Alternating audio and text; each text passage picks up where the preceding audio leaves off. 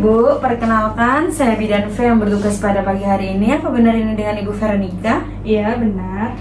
Baik Ibu Veronica, di sini saya nanti akan melakukan penjelasan mengenai konseling, yaitu persiapan pasien pulang pada masa nifas ya Bu ya. Iya, Bu. Nah, sebelum melakukan konseling, ini kontrak waktunya sekitar 10-20 menit. Apakah Ibu bersedia? Bersedia. Baik Ibu Veronica, sebelum melakukan konseling ya Bu ya, di sini nanti saya akan menjaga privasi Ibu. Dan sebelum melakukan konseling juga, apakah Ibu ada pertanyaan? Tidak, Ibu. Tidak ada ya Bu ya. Baik, sekarang kita mulai ya Bu ya. Yang pertama yaitu saya akan menjelaskan mengenai informasi nutrisi atau pola nutrisi. Nah Ibu, umumnya pada ibu nifas yaitu membutuhkan waktu sekitar 40-60 hari ya Bu ya, yang tergantung pada kondisi kesehatan setiap orang. Nah, kondisi setiap orang ya Bu ya. Kemudian mengonsumsi berbagai makanan sehat itu sangat penting ya Bu ya, karena dalam membantu ibu untuk membutuhkan aktivitas atau menambahkan energi, dan nanti akan setelah ibu pola nutrisi itu juga sangat penting untuk menurunkan berat badan ibu saat melahirkan. Nah, belum lagi untuk menghadapi perubahan hormon pasca melahirkan ya Bu ya, seperti menyusui dan sebagainya.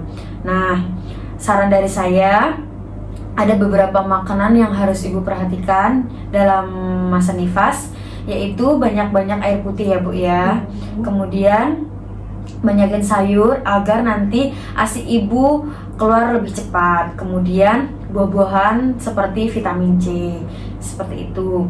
Kemudian untuk pola eliminasi yaitu proses pembuangan atau urin. Nah, jadi saran dari saya saat pola eliminasi yaitu buang air besar 2 kali sehari itu baik ya Bu ya, dan buang air kecil itu 3-4 kali.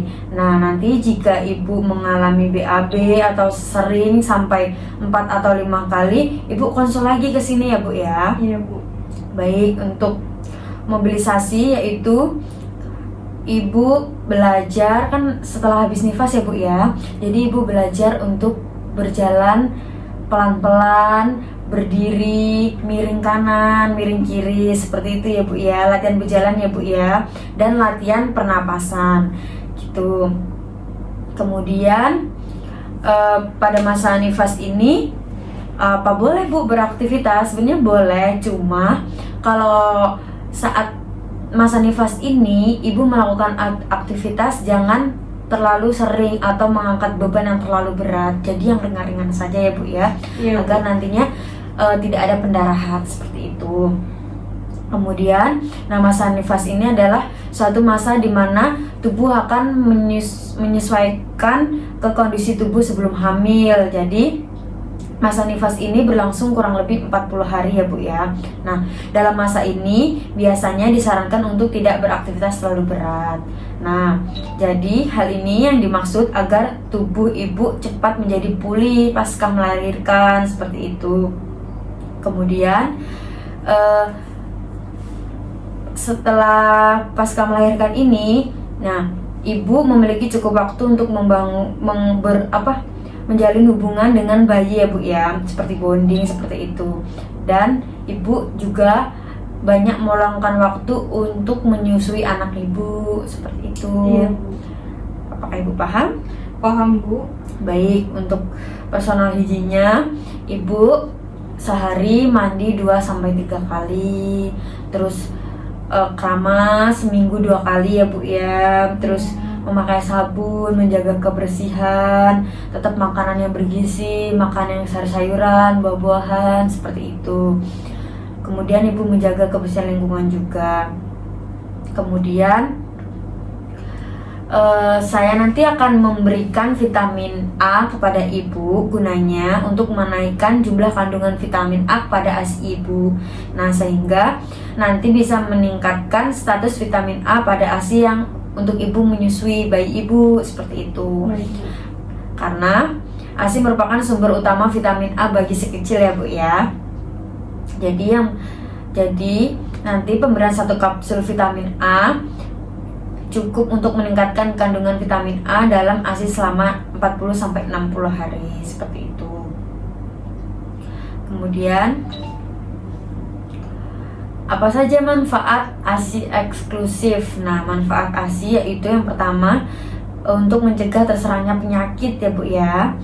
Kemudian bisa juga sistem kekebalan tubuh bayi lebih kuat seperti itu. Jadi ASI mengandung zat antibodi pembentuk kekebalan tubuh pada si kecil untuk melawan bakteri dan virus seperti itu.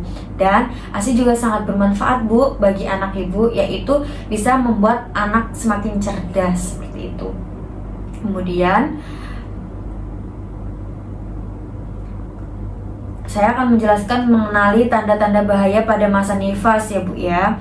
Yang pertama yaitu perdarahan. Jadi nanti jika ibu mengalami perdarahan, ibu langsung ke sini ya Bu ya, konsultasi lagi ya Bu ya, karena tanda-tanda bahaya pada masa nifas itu biasanya yaitu Bu perdarahan. Kemudian ibu demam, sakit kepala yang hebat, nyeri tak tertahankan pada betis ya Bu ya, biasanya seperti itu kalau habis nifas. Iya, Bu.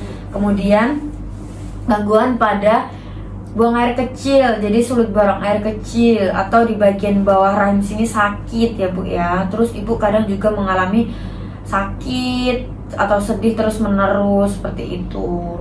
Nah, kemudian di sini saya akan menjelaskan mengenai rawat gabung atau rawat inap ibu dan si kecil, karena tujuannya jika terus bersama dengan persalinan saat ibu melahirkan dengan si kecil, yaitu untuk melatih ibu dapat merawat bayi, merawat si kecil secara mandiri seperti itu. Nah, karena supaya dengan caranya ibu berlatih seperti itu, ibu tidak canggung menjadi sosok ibu ya Bu ya. Karena ini juga ibu juga baru pertama kali kan ibu ya melahirkan, jadi prosesnya ya cukup luar biasa ya Bu ya, menjadi sosok ibu yang baik seperti itu. Iya Bu. Kemudian bisa melatih rasa percaya diri ibu juga, melatih ibu menjadi orang tua yang baik seperti itu. Itu juga berlaku buat ibu dan suami ibu. Baik, kemudian cara menyusui yang baik juga Bu. Nah, di sini saya akan menjelaskan cara menyusui yang baik. Biasanya yaitu bisa dilakukan dengan cara berbaring ya Bu ya. Jika ibu masih sulit untuk bangun atau sulit untuk berjalan, bisa cara menyusui secara berbaring, yaitu posisi tubuh bayi agar bibirnya berada di dekat dengan puting payudara ibu seperti itu. Miringkan tubuh bayi dan berikan dorongan sedikit pada punggungnya, pelan-pelan ya Bu ya. Apakah ibu paham? Paham Bu. Baik. Kemudian ibu kan muslim ya Bu ya. Jadi di sini saya akan menjelaskan tata cara mandi wajib. Jadi setelah kelar masa nifas berarti ibu akan melakukan mandi wajib ya Bu ya. Nah, itu yang pertama yaitu ibu membasuh kedua tangan sebanyak 3 kali, kemudian membersihkan bagian tubuh di sekitar kemaluan ya Bu, terus mencuci tangan dengan sabun, berwudu, kemudian membasuh kepala hingga pangkal rambut sebanyak 3 kali ya Bu ya. Iya. Kemudian memisahkan rambut dengan jari tangan seperti itu, terus membasuhi seluruh tubuh seperti itu. Apakah ibu paham?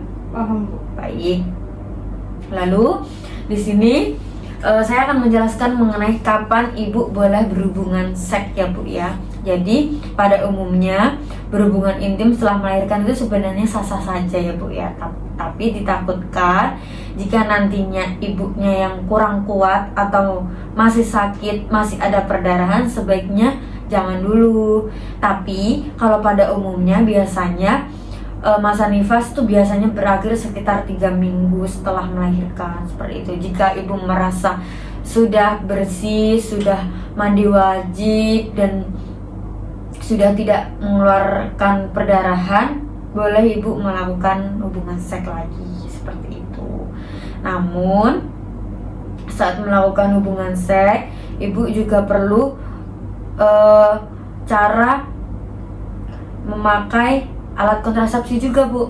Jadi saat melakukan hubungan seks Jadi ibu juga perlu, ibu nanti akan melakukan alat kontrasepsi seperti apa, atau ibu KB lagi, atau ibu melakukan hubungan seks pakai kondom seperti itu.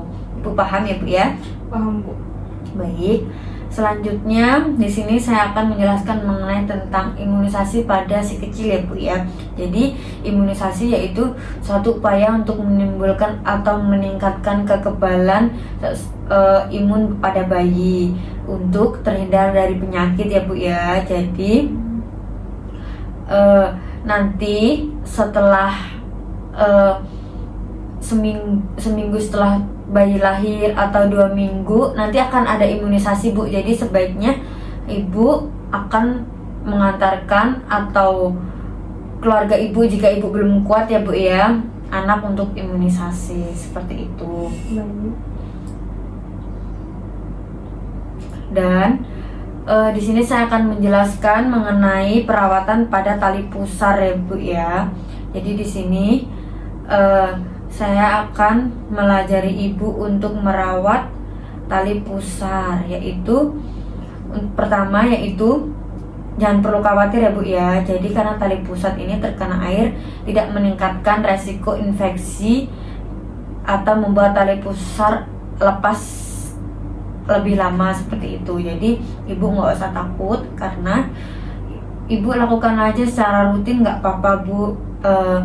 Kan bayi dimandikan sehari 2 kali ya Bu ya. Jadi waktu mandi ibu bisa melakukan perawatan membersihkan tali pusat pada bayi, yaitu mencuci tangan terlebih dahulu sebelum membersihkan, kemudian gunakan kapas dan air biasa lalu keringkan dengan hati-hati ya Bu ya. Jika ada kotoran yang menempel, gunakan sabun lembut untuk membersihkannya, lalu biarkan tali pusat mengering dengan sendirinya, seperti itu ya Bu ya.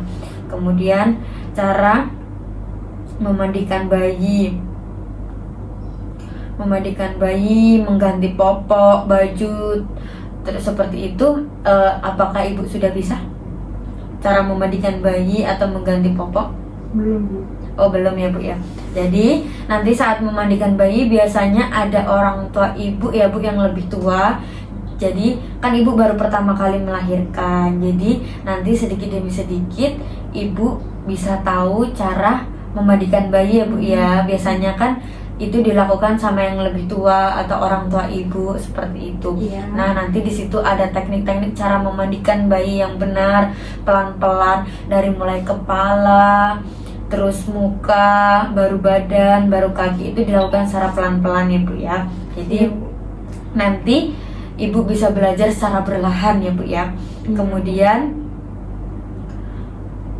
saya akan menjelaskan mengenai senam pada ibu. Jadi senam nifas ya Bu ya. Jadi ada beberapa manfaat pada senam nifas, yaitu biasanya untuk memulihkan otot-otot di area perut atau panggul seperti itu, terus meningkatkan energi ibu dan stamina. Kemudian membantu menurunkan berat badan juga Bu, karena kan setelah hamil dari badan kita yang membengkak terus kita mengeluarkan anak ya Bu ya. Jadi secara nggak langsung kan badan kita yang kendor. Nah itu bisa meningkatkan atau membantu kita untuk menetralisir badan kita sebaik mungkin seperti itu. Jadi meningkatkan juga kadar hormon endorfin yang bisa membuat merasa bahagia juga Bu. Jadi mengurangi stres, mencegah depresi seperti itu. Baik. Baik. Nah terus di sini nanti saya akan menjelaskan kepada ibu ya Bu ya, untuk menganjurkan ibu kontrol sesuai jadwal. Nah biasanya saat ibu setelah selesai dan ibu pulang ke rumah, itu bisa dianjurkan 2 minggu sekali untuk kesini lagi ya Bu ya. Bisa saya cek kembali apakah ibu mengalami perdarahan lagi atau tidak, seperti itu. Apakah ibu sudah paham dan jelas mengenai konseling yang saya sampaikan? Iya, saya sudah paham. Ada pertanyaan lagi Bu? Sepertinya tidak Bu. Oh tidak ada, baik. Kalau tidak ada, terima kasih ya Bu ya sudah melakukan konseling pada saya. Kurang lebihnya saya mohon maaf ya Bu ya. Saya izin permisi mencuci tangan terlebih dahulu. Makasih. Sama-sama.